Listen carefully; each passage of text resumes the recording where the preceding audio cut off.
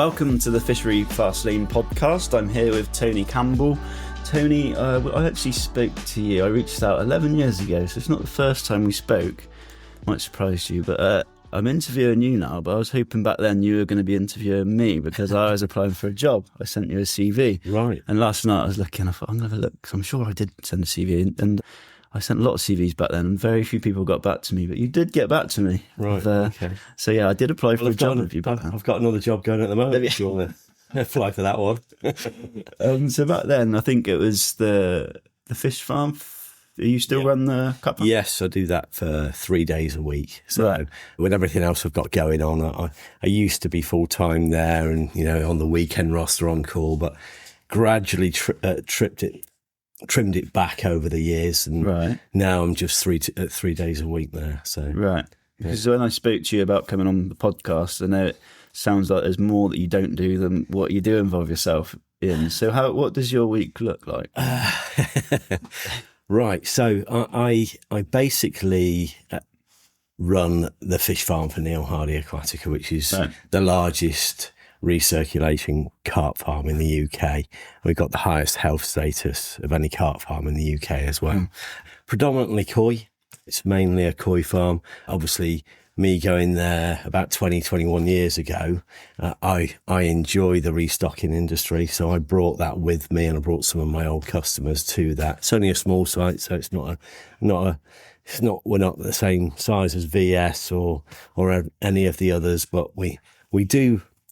Because of our health status, we do sell a lot of fish to Ireland, so we tend to concentrate on that market. Yeah. So that's the fish farm. At the moment, this time of year, it's a lot of koi grading, so I hate paperwork, but I'm stuck in the office doing a lot of paperwork at the moment, health and safety wise, etc., etc. Really, I need to be in the fish house grading fish because we've got so much fish to get out the door in a short period of time. So fish farm, 3 days a week. The rest of the time, I run Shearwater with Rob Hughes on a joint venture with Longleat. So we're overseeing that quite a lot of the time. Obviously, this time of year, I'll be starting to try and deal with the blue-green algae or preventing it. Right. The rest of the time, obviously, I own the islands, and we've got two lakes there, cabin lakes, and so me and my wife, we clean the cabins and the toilets and everything 3 times a week. So when she can't do it, I do it, etc., etc. So there's lots of things I'm doing. I've got my fingers in another carp farm because basically that was meant to be a carp farm that was going to supply me with fish for my fisheries that I wanted to gradually expand, and I'm still always looking for new fisheries, but they've got to be right. So, but now I've got quite a lot of fish there, and there's too many for my fisheries. I'm having to start to sell those. So technically speaking, I'm running 2 carp farms, 2 fisheries, and renovating my property in my spare time. Wow. So how did your career start? Did you study fisheries? Did you go the conventional route of college and whatnot? I'll go right back to day one. So when I was 4, my brother-in-law took me fishing, and pardon the pun, we all use it. I was hooked straight away. I've loved fishing, water, everything about. Well, we've only got to look out at that lake, and that's the reason there that we all go fishing. So I got into it because I was so into my fishing. I started 37 years ago, I think it is now. I did a year's pre-college training on Trafalgar fisheries. I was, within a short space of time, I was actually on call for the largest trout farm in Britain in, within about 6 months, which I look back now, I did quite well to be trusted to be looking after all the pumps and alarms, etc. back then. Obviously went to Spar Shop for a couple of years, and then I went to Britford Trout Farm, then Trafalgar wanted me back, so I went back there, and then I was getting disillusioned with fish farming, if I'm honest, and I retrained as a plumber. Wow. So I was about to get out, And then my current boss, 21 years ago, as I said, came in and said, would you like to come for an interview? And I was blown away by the site, all of the, the recirculation systems that we had and all the pump systems and everything that was in place. And, I thought, actually, I quite like the thought of working there, because he quite liked the thought that I'd just retrained as a plumber as well, because we're always building systems. Yeah. So, that's where I started at this employment now. Right. So, okay. Is that the koi side of things? yes. It's the koi and the restocking. So. Right. So you're involved with both ornamentals and fisheries as a sport fisheries? Yes. We've got 13-acre site there, and there's an acre's worth of polytunnels. We've also got about 3 or 4 acres of ponds, water total. As the restocking is generally outside in those ponds, and sometimes we use the polytunnels as well when we want to grow a certain size. But and obviously the building tends to be all the koi. Is there any crossover with the ornamentals and fisheries side of things? Because is there not friction with the health status of ornamentals and fisheries? I know you said you got the highest health status. Well, it's all Suprinus carpio. Yeah. So it doesn't matter whether it's a koi bred on site or a carp bred on site. It's all Suprinus carpio. They've all got the same ability to have SVC, CEV or KHV. So it's our health status that allows us to be as clean as we are. Mm-hmm. We have to meet certain stringent guidelines that CFAS want us to, and we're actually an approved compartment within the UK. Right. So it's not an approved scheme. We're not a CFAS approved farm. We're not recognised as an approved farm, but we are a separate compartment, and that means that we've got the highest health status of any carp farm. Right. So where do you stand on ornamentals in fisheries? I hate that idea. Yeah. So somebody was saying to me only yesterday, you need to put a big koi in your lake. I said, no, not happening. That's refreshing. I am not putting a koi in the lake. It's not happening. That is nature. Nature isn't a koi that's been developed. Swimming, over hundreds of years swimming through a lake. That's my opinion. And that's refreshing. I know that there's other fisheries that do it, and fair play. I'm not criticising those fisheries. However, for me personally, I like nature. Yeah. And a Yamabuki Ogon swimming through my swim isn't nature to me. No, I was worried that you were going to have the opposite opinion with running those two businesses. Yeah. But that's refreshing to hear that, because I often get phone calls, local farmers have got ponds, and they almost like to boast that they've accepted this big koi, and it's got it just makes you cringe. But no, it's not for me, I'm afraid. No. I'm very much. I don't even like ghosties. No. But that's one of the reasons why as well. You put a koi in there, and it's all very well. You got one target fish. Put one target fish in there, and be your show fish. But what's going to happen? That fish is going to spawn. And then you're diluting your bloodline that you've got in that lake. And before you know it, you've got throwback koi that won't be very good quality or ghosties. And all you've done is dilute your stock. And I've taken quite a bit of time and effort to get the fish in my lake that I wanted to grow on. Right. So is the ornamental side for the domestic trade as such, like your ornamental ponds, so you don't get customers calling to stock their fish with fishery with ornamentals? I do, but first thing I ask, I won't tell them no if they've got everything in place. They're allowed to stock ornamentals, because it's got to be on your site permit as well. Mm-hmm. But I tend to discourage it, if I'm honest. But some people have already got it. As you know, Angler's Paradise, for instance, they've got a huge variety of different types of fish and everything, and that works for them. And I wouldn't discourage them, because it's a model that they're working with, and fair play. Yeah, there is a market. That's what you see on social media when somebody catches one of these big ornamentals. All the comments are generally positive from the market, thinking that's awesome. But as a fishery, I think as fishery managers, we cringe at it. Yeah. But actually, the market that is fueling the fire, or Yeah. that is your market. Yeah. They want that, and it's kind of a difficult in between, isn't there? It is. And the other thing, being a koi breeder, obviously I know a good quality koi and a good quality, different varieties of koi. So when somebody's caught one and they say, oh, what a stunning fish, sometimes I'm thinking to myself, well, actually, no, that's a crap Yamabuki, or it's a crap Sankey. You know, it's not. That's why I just don't lend me. Right. A koi pond is a koi pond. Yeah. For me, you know, that's where they're meant to be. They've been bred for the pattern and their shape, and the nicest ones go into koi ponds. Right. And that's where I stand on it. So. Okay. So is a lot of your time spent on the farm, or do you have lads working with you? I've got, actually my boys just started working for me for 3 days a week, but I've got 2 other members of staff as well as my boy. We are looking for somebody else at the moment. So really it's about a 5 or a 6 man farm, if I'm totally honest.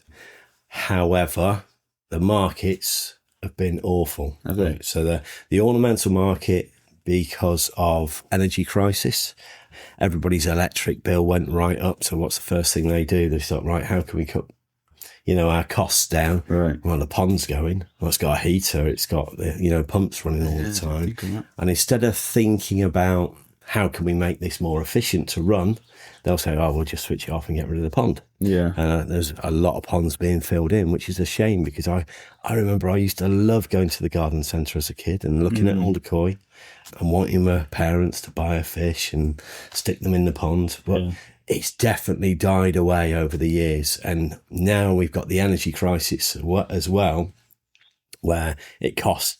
We're a recirc farm, so we haven't got loads of water. We worked out that one of our rooms, we'll talk about this in a minute, but we had the upstairs of the fish farm burnt down 2 years ago, and we rebuilt that, and we had to make a big decision how to rebuild it. Because if we rebuilt it as it was, with the rates as they were rising, and we had a really bad rate with the energy crisis, previously we had a good rate, it would have cost us £90,000 in electric to run that room in it for the year. So it was like, well, we can't do that. So you can't farm these outside in the clay ponds? Or? We can. So we've done 1 acre's worth of polytunnels. There's 12 ponds under there, and we're using that for our fry now. Now, we do also have a farm in the States, which I used to have a heavy involvement in. I've stepped away from that just of late for reasons I won't go into. But basically, the farm in the States, that's a 150 acre site, 90 acres of water. And we ship, what we've done is we've shipped our broodstock over there a few years back, and we've built hatcheries out there. We've now built up the broodstock out there. In America? Yeah. So we used to ship the fry. So the fry used to get shipped over, put into the ponds, and then shipped back. Right. But I said to my boss quite a few years ago, we need to get a hatchery there, because then we can stop the shipping over there. So at least cutting the cost one way. A bit more efficient. Yeah, way more efficient. Yeah. So we managed to build up the stocks of the brood stock, and now we've got a guy out there who's very good on breeding fish. So he's now producing quite a lot of koi out there, and we're shipping those back in large numbers now. However, we are, looking to possibly offload that farm to compile our strengths in one place, if you see what I'm saying. Right. So, yeah, we going back to it, the polytunnels, we are spawning koi in the farm. Now we're using the polytunnels now to produce our different varieties of koi. So we do probably produce around about 150,000 koi in a year. Yeah. We did 90,000 last year, but that was with very limited brood stock because of the fire that I told you about earlier. a few years ago, like I said, 2022, we lost 65,000 koi in the fire and 350 broodstock. Ooh. So we were basically on our arse for a few years. Yeah. But we've now just rebuilt, and the fish house upstairs is really energy efficient. I looked at it a different way of doing that fish house rather than how we had it before. Went all out for energy efficiency. Yeah. And we managed to get that, I told you that figure of 90,000. If on that rate back then, we were running at full chat with this design, it would have been 17,000. Really? So it was a big reduction. Yeah. So, but we've since put 250 solar panels on the roof. Right. So yeah, we're all about energy efficiency now. We have to be, because the market is so poor. Is it competitive? Is there anyone else doing what you're doing? Yeah, there's a few people doing what we're doing. I wouldn't say there's anybody as big as us in producing koi in the UK. I mean, obviously you got Cuttlebrook, but it's a different market. You know, we're the bulk bread and butter fish, right, that go to garden centres, pet stores all the way around. Right. Cuttlebrook, they go for higher end. So there's a few koi producers that go for higher end koi, which is a bit harder in the UK, because UK koi have got a bit of a stigma as not being as good a quality as Israeli or Japanese. Right. But the Israeli koi are sort of like biosecure fish, but they still have a bit of a stigma with them. Japanese are still thought of as the best, but that actually they struggling more with their health. But I've got a friend who's into his koi, and it's almost like a service. You can pick which fish in Japan, which I don't know anything about the koi side of it. It's never really interested me, the koi and ornamental side of it. But I know is it a big money industry as much as people say it is? Because you feel like people think it is a big money because you say it is, so then people charge a lot of money because people expect to pay a lot of money. But the thing is, it's great for a breeder if you're doing high-end fish and you're getting, anything from £200 up to £3,000 per fish, whatever fish quality of fish you're doing. I mean, some fish go for way more than that.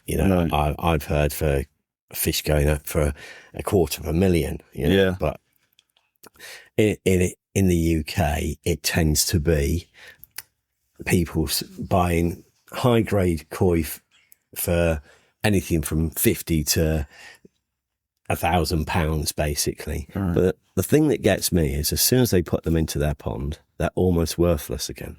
Right. Because they have put those fish in with other fish, so they've lost their biosecurity, and it's a risk to take those fish and put them somewhere else. Right. And a breeder would never buy those back, or we certainly wouldn't. No. Well, once a fish leaves our farm, that's it. It's gone. It's left. It can't come back. Yeah, you see a lot of second-hand stuff all the time on Marketplace, and you see people trying and then giving up and selling their stuff. But I think a lot of the fish that go tend to go for free. Right. I don't see many. I mean, obviously, there's some really high-end koi that I suppose somebody could possibly try to sell them individually. But you see koi going for free when they're being sold for the second time. Do you think that in, let's say, the fish farming for the sport fisheries trade, do you think we're reaching a point of market being saturated? There's a lot of fish farmers that have grown into the growth of fisheries sort of booming in the last, say, decade, and I feel like now they're stocked. Are we getting to a point where it's hard to market these fish and hard to... Because a fish farm, when you grow your fish farm, you've got to fill your ponds to keep your ponds functioning and working. So that means you also got to sell those fish. Yep. Do you see that? I know what you're saying. So basically, I think the market's become saturated with carp farmers. Yeah.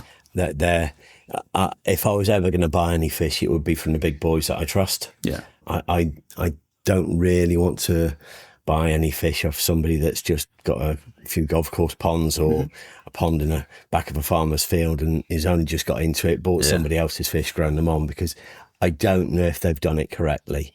Also, they're, without being too sort of like controversial here, they're the ones that are going to drive the price down.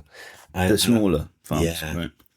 Right. So because there's all of these fish that are being grown in addition to the market. I think it's been a tough year this year. I've seen some of the farmers that, you know, I get on well with, some of them struggling to sell fish and all of their fish. And, you know, I struggled to sell some of the larger sizes this year. So I do think that we're always going to be needing fish in the market, because luckily for my industry, I'm a carp farmer. They die, luckily, from in a roundabout way. That means I keep my job, because if they didn't die, I wouldn't have a job, and neither would quite a few of the others. So, you know, the weather patterns are getting stranger. You know, the lakes are always changing, and if you're not on top of your fishery management, you can lose fish quite easily. Even I started a second lake, and I took my foot off the gas with my main lake, and I had a 2 or 3 year period where I wondered what was going wrong, and it took me a while to work it all out, but it's back on track now. And last year, touch wood, I only lost 3 fish last year, and that's probably the lowest amount of fish I've lost since I've had the islands. So my point being is, it can be hard to grow fish. It can be hard to keep fish. And if you're not on the ball with it all the time, you lose your... Yeah. You do lose your stock. I wondered if, with this sort of reaching a point of saturation, whether it'll push fish farmers like yourself into more niche sectors, maybe with it being tench or crusions, which the predatory, like the cormorants, are smashing tench, crusions, and those species, bream.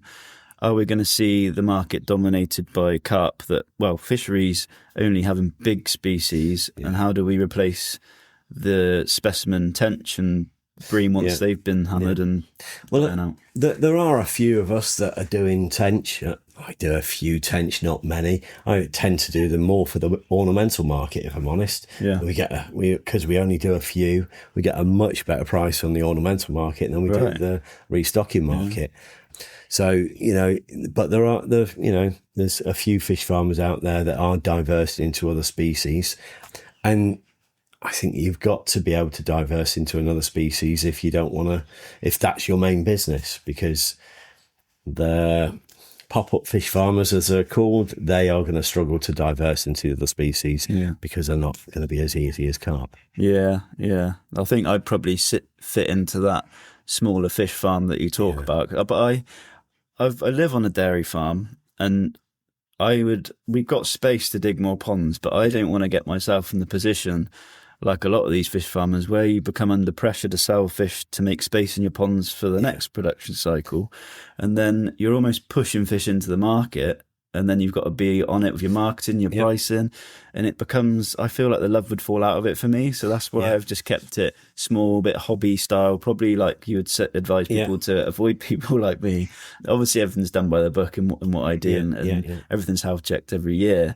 But I feel like I wouldn't want to be a big fish farm setup for that reason. I feel like I'd quickly fall out of love with it if I felt like this pond needs them, and that sort of blow my mind. Do you know what? Me too. Yeah. I wouldn't want to be as big as some of the others. Yeah. I'm not aspiring to be that. I've always been about quality. So I prefer to make loads of stunning fish. You've only got to look at some of the fish in Farlow's Lake too. You know, some of the ones that Neil's had off me. Yeah. I've hand selected quite a few out for my own place as well. Yeah. I prefer variety, so I won't be all about, you've got I Heart Carp, stunning fish that he does like his scalies. I prefer a variety, if I'm honest. So I do like scalies. I love a scaly, but I like sparsely scales. I like the, linears. I like scattered. I like heavily scaled. So I would prefer to have a good mix of carp when I'm producing our fish. I'm Ben Pinniger, and I'm your podcast host. For those of you that don't know me, my business is called BP Milling, where I specialise in producing plant-based pellets for fisheries that break down fast. I farm my own carp entirely on my pellets, and you can see me doing exactly that over on my BP Milling YouTube channel. So if you're enjoying the fishery fast lane content and you haven't discovered the BP Milling YouTube channel, then there is loads more content like this where we deep dive on the science behind running fisheries, how to run fisheries in a healthy way, and how I farm my carp. There's loads of video over there of me doing exactly that. If you're interested in finding out a little bit more about my pellets, we have an online shop where you can purchase the feeds directly, delivered to you in bulk or in single bag quantities at www.bpmilling.co.uk. I would say I think that is something you do very well. You can tell you've got a brand of fish because like those that are listening, we're at Carpenter's Lake Syndicate here, and Neil put some of your fish in, and when we're netting, you can say straight away, oh, this is one of Tony's, because they definitely have a distinctive look about them. And I thought, being with the market becoming so saturated, and you can only scroll through Facebook or any social media now, and you can't tell where these fish have come from, or because they're all so beautifully diverse and different. But I feel like the market needs to kind of niche up a little bit into like what you've done with your fish being quite unique, and you can tell they're your fish. I think that there should be a sort of move towards fisheries or fish farmers having recognisable fish. Like, I think whether you've done it intentionally or not, would you say? I did, to be honest. It wasn't. I wanted a certain look from the fish, and I wanted a certain mix from the fish. I wanted to, which I was just telling you there, that all those different types. We've got it written on an A4 bit of paper, and I've drawn different types of fish out to show the lads in the past, right, I want you to have 20% of those, 20% of these, 20% of those. That's our mix. Right. And then we would pick out the best ones from a young batch of C1s. The rest would be sold to either the ornamental trade, but we would grow on all of the stunning fish. Now, it took me a long time. I'm not a very strainy breeder. So some guys, VS are big on the strains. They like to use different crosses of different, their Harrow crosses and everything. And I'm not very strainy at all, if I'm honest. I've gone about a look for my strain. Now, I had dinks and leanies. I did cross commons with mirrors deliberately to try to see what I would, what crosses I could get and what scale patterns I would get back from that. And there was one particular common that I crossed with a mirror that threw off some very interesting patterns, and they are the basis for everything we've got now. We sent those to our farm in the States years ago. The Fry grew them over there and brought them back, and they were absolutely stunning. Mm. So that's another stigma, that people have got this stigma about foreign fish, right. But actually they were our fish. They were bred in the UK. We sent them over there. Right. It's just like me putting them in another tank here. Yeah. The farm over there had the same biosecurity as the farm in America and over here. And basically we brought them back. Then we had some of the brood stock over there. And then, yes, we did start to breed some of those over there. But they originated from English stock, so that we brought some back. Yeah. Yeah, I think like what you said there about Viv and Simon being very focused on strains, I think that's seeing things from a marketing point of view. Yeah. You need to have a USP, and like you said, yours. Yeah. If you have the same USP as somebody else, and you focused on strains, you'd be no different to their USPs. It doesn't. I'm interested in what they're doing. Don't get me wrong, but it's not my model. No. So my model was about how I want the fish to look. Yeah, and. We developed that over a few years. It took quite a few years of crossing fish over. And I suppose that came from my koi background, because I knew that I had to cross that fish with this fish to get this fish. So I wasn't worried about the strains back then. It's what that one looked like and what that one looked like to cross to that. Right. So that had to happen over a few years, because... Right, I cross that and that to get that, so then I can cross that with this. So would you say you select for aesthetics over size? What are you trying to achieve with your? Well, our strain was a standard strain anyway of growth, so I was never worried about diminishing the growth rates of the fish, because our fish, I've had reports of people getting over £10 a year in some lakes, a productive gravel pit. You know, we've got 50s swimming around in Swarkston gravel pit, which was the first place I ever went fishing when I was 4. Wow. So that was nice to spot there. Yeah. But I was never worried about the growth rate. So it's about, and also a lot of people are like, I only want the shooters. I only want the shooters. Well, the shooters for me are just fish that had a better opportunity than the other fish. Yeah. So all it is they've been in an area of the tank that has been slightly warmer than another tank. Yeah. They've hatched first. So immediately their yolk sac will be absorbed first. So therefore they're already onto the live food quicker than the ones that have been in a colder spot of the tank. Then you've got the deformities that are lying on the bottom that have hatched that aren't feeding. And by the time that they can be big enough to eat them, they're again shooting ahead forward. So for me, that's where a shooter comes into play. Right. I know there's a little bit to do with strainage and some, you know, you've only got to look at the size of me and the size of Virgil van Dijk. You know, he's a lot bigger than me. I know there's a little bit of that into play, but shooters are a lot about opportunity, I think. Yeah, that's what I was going to ask, is everyone wants to know what a fish farmer would look for in a fish that's going to be big, or do we even know? Because sometimes a lot of people will pick out the best fish, and often it'll be a fish you'd never thought of that would steam on through and overtake. So I don't know. I grew some fish on. I selected 200 of the largest shooters out of a pond because I thought, well, that's what this customer's asked for. Yeah, I was contract growing some fish. These 200 went into another pond. I pushed those on, and for some reason, they didn't do that well. They didn't grow as well as I'd hoped.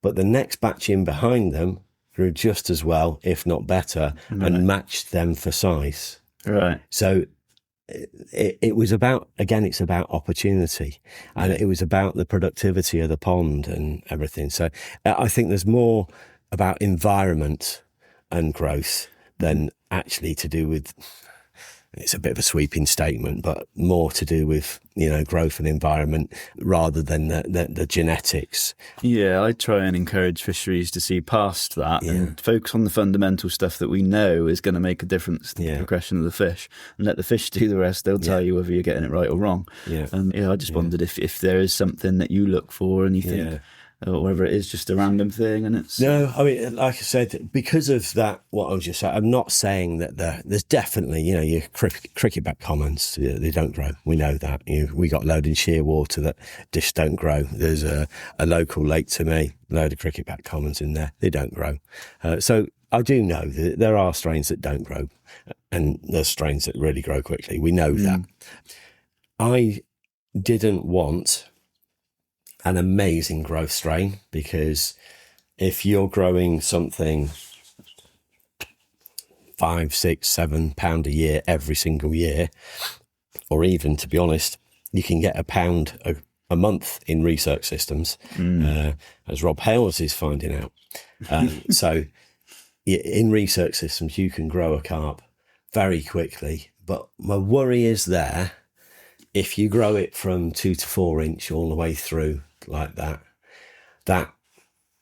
you know, £20 carp should be 6 years old and have the heart and organs of a 6-year-old carp, when actually it's a 3-year-old heart and organs. And is that strong enough to maintain the weight of a bigger fish? So if I was going to do that, I would be growing, which I think is what Rob is doing, I would be growing older fish. When I say older, old enough fish that they're already got a big frame, and then, but I wouldn't start with small fish and grow them all the way through. No, that makes sense. Is that what he's doing up there? I believe so. Yeah, I've seen a couple of videos on. Yes, he's got an outdoor pond that's heated and really good filtration, etc. It's a hot topic, that one, and I think it will be. There's a lot of negativity around it, and I can understand both sides of it. but it'll also be interesting as a source of learning for us, I think. We all have our theories of what might happen, but no one's ever done it before. So let's have a look. And he's a businessman, and he's fulfilling a market which actually isn't there or maturing. He's doing what he loves, and you can't knock it. And I feel like a lot of people stick to the origins and the history of carp fishing and they feel like it's ruining that. But at the same time, it's venturing into areas that have been unexplored. But don't you think that, those people should just go and fish the wild ponds? Yeah. They don't have the choice. to fish. We've all got a choice. Yeah. And that's why I won't knock what he's doing, because actually some of the market is dictating that that's what we need to do. Yeah. It's not everybody's cup of tea. Totally get it. Yeah. But like I said, if you don't like the islands, don't come and fish there. No, that's right. We've all got a choice. Yeah, it's freedom of choice. It's a consumer's market to choose where they want to go, isn't it? Exactly that. Yeah. So let's go to the islands then. How did that all come about? I've always wanted my own fishery. That's why I do what I do. Ever since that session at Swarkston when I was 4, I fell in love with it. And I always wanted my own fishery one day. So I had an opportunity. My business partner at the time, we started looking around fields and farmers' land, and we went into partnership together, and we found this land. He was the digger driver, I was the fish farmer. So basically, we found this land, perfect location for us. I designed it on the coffee table. Took me many a hour trying to sort of get it right, because I don't know if you've seen the islands, but basically I had a remit. I want to feel like I'm in the middle of nowhere, at one with nature. I don't want to feel like there's any other anglers there, and I didn't want to feel like there was any angler conflict going to happen. That's what I want from my fishing. I just want to feel like I'm, in the middle of nowhere. Yeah. So that was my remit for the design. And I managed to get that by putting the islands positioned so that if you're looking straight ahead in a swim, you wouldn't be able to see the opposite bank. So at most at the islands, you would see one angler, maybe 2 in the winter, when all the trees have died back a little bit. But that's what I was trying to do. You can fish the islands and it can be absolutely rammed, but you can actually feel like it's only you and one other guy there. Yeah. So that's where that came about. Okay. And so we built that. We dug it in 2010, opened it in 2012, and we dug the second lake in 2020. It was becoming harder for me to manage that and get what I needed from it, financially, I mean, with my business partner. So I said, look, tough talking at the time. We managed to go our separate ways. I said, we either need to sell it, you buy me out, or I buy you out at the time. It was a tough time, because we wouldn't have gone into that business with anybody else. We both said that to each other, and I still, get on very well with him now. But good, yeah. In the end, I ultimately bought him out of the island. So now it can pay me back what I need to put into it. So nice. Before I wasn't getting enough return for the amount of time that. Yeah, if you're busy anyway, you have to have those chats, don't you? Yeah. So you run the islands as a day ticket? Yes. Yeah, it's a day ticket on the main lake. There's 12 swims on the main lake, 24-hour minimum booking. The cabin lake is 48-hour minimum. So I do 2 blocks of 48 hours midweek. So Monday to Wednesday, Wednesday to Friday. And then I do Friday to Sunday or Friday to Monday at the weekend. Right. And how is the booking market? I know, speaking to a lot of people last year, I thought it was a bit of a trend with the booking model becoming quite difficult. Would you say that, or is it? No, I'm perfectly fine. I found it absolutely fine. Right. We put a lot of work into the islands to make it immaculate. I do not like any rubbish around the place. And actually, when we did every year in January, February time, we absolutely blitz the place. Any trees that are growing up in the margins that are covering up my reed line, Right. I take them out. I'm trying to push my tree margins back so my reed margin can regrow. So I put a lot of time and effort into the place. I have it immaculate. We clean the toilets and showers 3 or 4 times a week. And what I find is that people look after it more. Yeah. So if they walk into a toilet and a cabin that's absolutely immaculate, they leave it fairly good. Yeah. I've not had to deal with but very few very dirty toilets, Right. put it that way. So generally, people look after something if you've given them it in a good state in the first place. Yeah. If we didn't bother, they'd be awful by now. Yeah, that's it. I think it's the same when you keep the grass cut. Everyone respects that you're going the extra mile to keep it tidy, and they perhaps think twice about dropping a bag on the floor and leaving it up to you. But with the nature of the islands and the design that you've made there, with a clay fishery in particular and their recruitment and how fertile they are, has that created a problem in your population management? Yes. Okay. Not going to lie. So luckily we've got quite a few. I've got 4 species in there. I've got carp, tench, perch and gudgeon. Now, I actually stopped the gudgeon. The perch came in on the reeds, I would imagine, because they appeared. I basically had to plant some reeds and the perch appeared shortly after. So I think that the perch are massive in sort of keeping the carp numbers down, but every now and again you get about 100 or 200 come through and they get too big for the perch to eat. Obviously the gudgeon I put in there to eat the eggs when they're spawning, because they tend to be sort of like, munching up the eggs.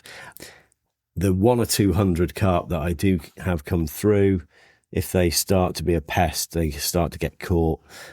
I've got a little note on the front of the swim and a keep net saying any carp under £5, whatever it is, please place into the keep nets, and then we remove those carp, put them into the stock ponds.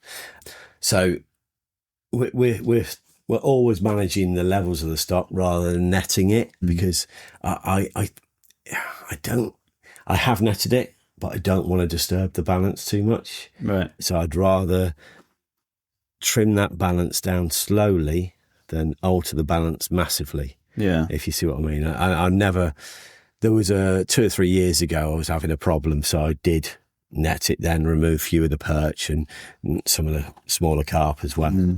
But that's about the only time that I've really done a proper netting. Yeah. I always find when we go to places and they use perch to sort of help to crop or limit the recruitment of the other species, you often find when perch have got it their way and they've got their food in abundance, that they often repopulate much quicker. So the problem's still there. The biomass still increases, but the population, the species might sort of shift to perch. But what I've found is that once they've got on top of everything, they remain small. Yeah. So the biomass doesn't carry on growing. No. Yeah, so, and then basically some of the larger perch then survive and start feeding on the smaller perch. And so it's sort of it's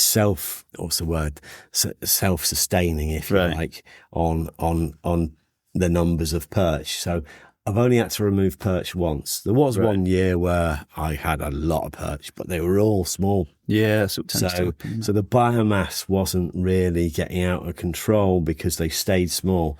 Whereas if they were obviously there because I had a load of carp come through. Yeah. Now, if I'd had all those carp come through, I would have had loads of £1, £2, £3 carp at the end of the year. So the biomass would have been much greater. Yeah. So I hear what you're saying, but I still think I agree. If they didn't have the perch, the carp would explode into that and you'd have a much bigger problem. Yeah. But the same when you look out where we are here at Carpenters and the amount of work he's done on the islands and how quickly the growth comes back, particularly with crack willow and willow species. And I just think the more bank space you've got, the more management is required to keep on top of it all. Yeah, and so I imagine you've always got your hands full there. Definitely. I worked out once upon a time we must have about a mile of banks at the island. Really? It's only a 4-acre lake, so that tells you how many margins I've got. So would you have been inspired by places like, what's the place? You're going to say Paviot's Mill, aren't you? No. Oh. It's Carp Society own it now. It's around here, isn't it? Which one, sorry? The Carp Society own it's the wetland that I can't remember the name of that. I'll be honest and say I wasn't inspired by it. The remit is what I said to you earlier. It was literally, I wanted to make it like I was fishing on my own. Yeah. You know, I didn't want to see anybody else. Do we want to see anybody else when I'm fishing? I don't want to sit along a bank and see another guy 10 metres to my right and another one 10 metres to my left. That was, so I created not just the spits, but I created mounds as well. So you wouldn't see the next guy further along. And he's 25, 30 metres that way anyway. Yeah. So, yeah, I think I often have to remind myself that when I'm thinking of designing a fishery, that because when you speak to people that have been to the islands, it's always they love what you've created, and actually what you said there about that what you were designing. When I speak to anglers that have been there, you've achieved exactly what you set out to do. They definitely say that you feel like you've got your own bit of water. So I do have to remind myself that when I'm thinking of designing a fishery or a successful fishery business, that actually the market probably wants something different to what I'm trying to think is good for fishery management. Yeah. So ultimately the market is what's going to make it all viable. So you kind of have to have a little bit of a realization that I might be trying to create something that no one wants. Well, but then again, what do you want out of it? For me, that's the big fish. question. Yeah, what you want out of your lake is, if you feel that you've got a good understanding of fishery management and you can combine that with what you actually want from it, you're not going to do it. For me, it's always the fish. I find that fish progression is exciting, and when you see them 1 year to the next, and you think, oh, what about in 2 or 3 years' time? And that's what makes me feel alive, and it keeps it. If fish started to plateau and stop growing, I think that's when my excitement would kind of die. But so for me, it would always be the fish, and I think the market would hopefully attract the right portion of the market that I'd want there. But again, I might be completely off with the way I think and we all have our ideas about what we think we'd like. So I think what you've done there seems to have achieved. It works for me. Yeah. I've tried to create a little piece of heaven. And yes, I'd love some 40s. I had a setback. It was the perfect storm 2 or 3 years ago. It's just coming up to my 50th birthday, to be honest, which Neil was invited to. And basically, it was the year when we had lots of frosts. So we had loads of frosts right the way through April and going into May.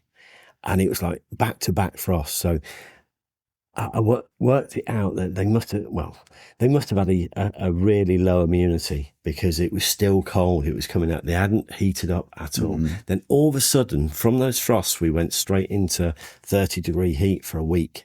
Right. And at the back end of that week, they started to spawn. Right. So they've gone from a time of low temperature and low immunity straight into one of the most stressful times of the year for them. And then at the back end of that week, I still remember lying in my bed thinking, wow, that's a big thunderstorm. And there was a load of thunderstorms. And I reckon what happened was the oxygen was zapped out of the lake overnight together with low immunity straight after spawning. And I didn't know about it. I just started to have fish pop up one by one by one. And it went from around about, I think it was mid-May when they started to pop up one by one until probably back end of July was the last one. And I lost 35 fish, including 4 of my 30s. And that was a very dark time. I thought about selling the lake. I don't want to be in here anymore, because it's something I was creating. I lost my 2 biggest fish. Well, one was a 36. The other was a 34. So it's put me back quite a few years, but I'm just getting back to where we were now. Right. So back then I had 12 30s. We've now got 15 30s, and I've got around about 4 or 5 fish that are around about the mid 30. So we're back to where we were. This is at the island? Yes. Okay. We're back to where we were. Plus also I've upgraded my aeration system. I don't have splash aerators because for several reasons. I control it with actually 1, 2, 3, 4, 5, 6. There's 9 pumps that I pump the air around the lake. So I don't have the pumps on the lake edge. It's a lot cheaper to use alkathene pipe and pump the air around the lake than it is to have electric cable with a volts drop, and an electric cable is way more expensive than alkathene pipe as well. Yeah. So I have a central blower shed, and I pump all the air to all the points around off all my spits. So in areas where basically the anglers can't fish to. So on the end of a spit, I've got two free flowing air stones that never block up. And basically it's really energy efficient. Not only that, but I could go on my phone now, I could log onto it and I can switch it on. So if I get a thunderstorm, I can put my aeration on now. Otherwise it's programmed to come on at night from midnight till about 6 in the morning every night anyway. I've got a summer mode and a winter mode as well. So Yeah. but that's helped. I obviously still text every year. Right. So since then, it's gradually tailed back off. I had these 3 years where I was losing way too many, especially that year because of what I've just explained happened. And like I said, last year I've only lost 3, and so I think I'm back on track. Would you, if you had the time again, would you change anything about the design of the lake? That's a good question. That's the first one then. Yeah, no. I know I'd get one eventually. Yeah. Well done. It's a good question because I've never thought about that. Okay. Well, obviously you did that for a reason and you've achieved what you wanted to achieve with it. But from a fishery management point of view, would you advise somebody else did the same, or would you say... I tell you what I would do. In the cabin lake, I came up with my own... I don't think anybody else has done it, but I buried the electric cable to the island and I put the 2 pumps on the island, one for either side of the swim.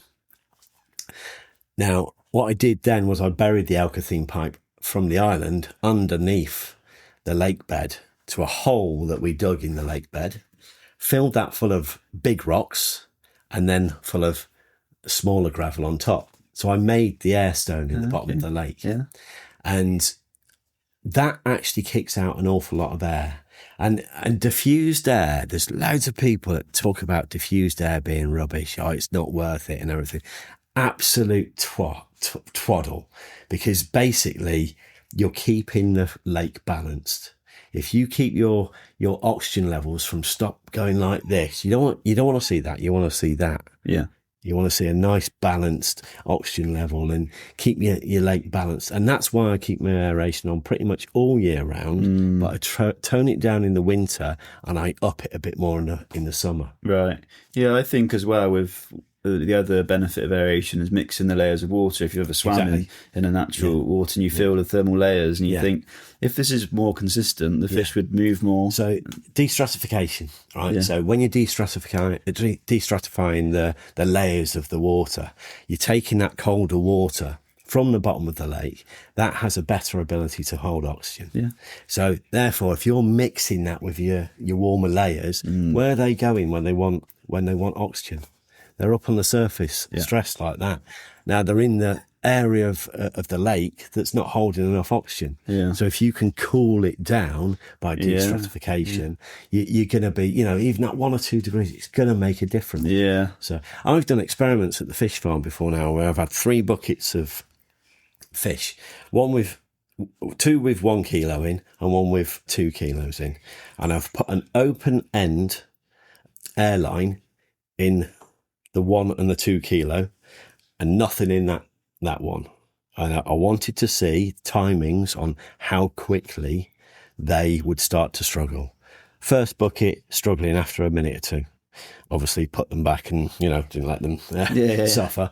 But bucket B and C with just an open-ended, no airstone, just an open-ended full bubbles, keeps them alive. Yeah. And indefinitely as well. Yeah. I could run that for as long as possible with 1 and 2 kilos of fish in a little bucket with just an open air line. Yeah. So that tells me straight away that actually diffused air is doing something. Yeah. It doesn't necessarily have to be a splash aerator. And also splash aerators, 2 kilowatt, some 3 kilowatts, obviously.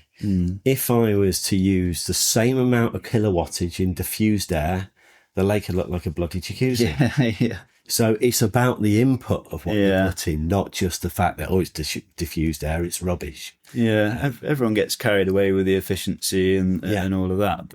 I try and, like yourself, learn by trying different bits. And if you listen to one person, they advise you to use a splash or surface aerator, and you never use air. Well, recently I've started using air in one of my ponds just to experiment, try and learn something through it. And actually, I was quite impressed, like the amount of water it did move, and probably the more consistencies in the algae. If you didn't have any aeration or any turbulence going on in there, then your algae is naturally going to want to grow closer to the sun at the surface. But by mixing it all through and keeping your water turned over, we're trying to get fish to do that for us. But if we can help them out with a bit of air to move the water and keep the oxygen more stable, then ultimately the fish are going to stay more active, need more energy, feed more, and things start to make a bit more sense. But I've had the same with surface aeration, getting that the power you need for them.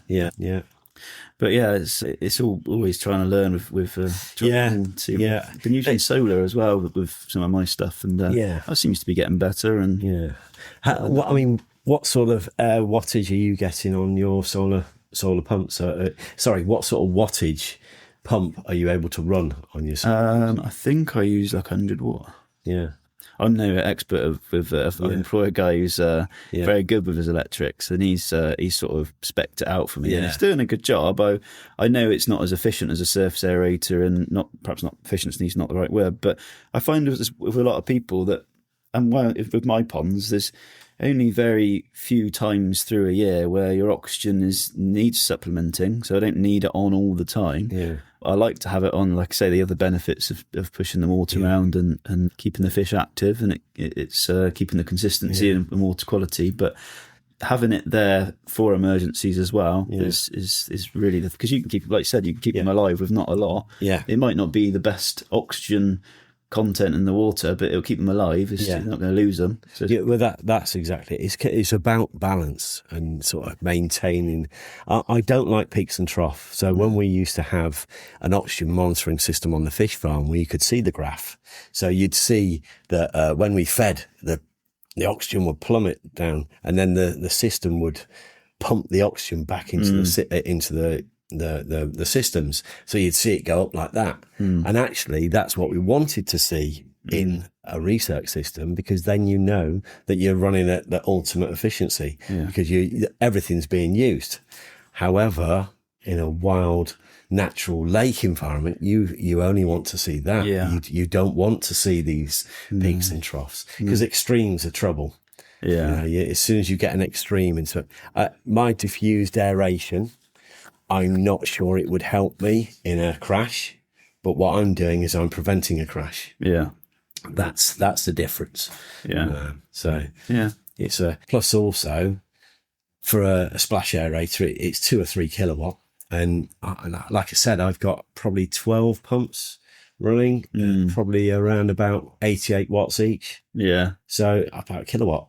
Yeah. And I'm aerating 2 lakes with that. Yeah. And it's a substantial amount of air going into the lake with those 9 or 10 pumps that are on the main lake. So. Yeah, that's it. I think most people have aerators, but they don't have an oxygen meter, and I always tell them you don't. If you test your water, if you don't need it on, you don't need it on. Exactly. Yeah. But I think we've about wrapping up there, Tony. So thank you so much. I know you're a very busy man, lots in your schedule, and as we've thank you for having me. Scratched the surface on, you've got a lot going on and a lot you've got to bounce around between. So I really appreciate you coming out for a chat and learning a bit more about what you do. If you want to put your CV in, I'll try again. Brilliant.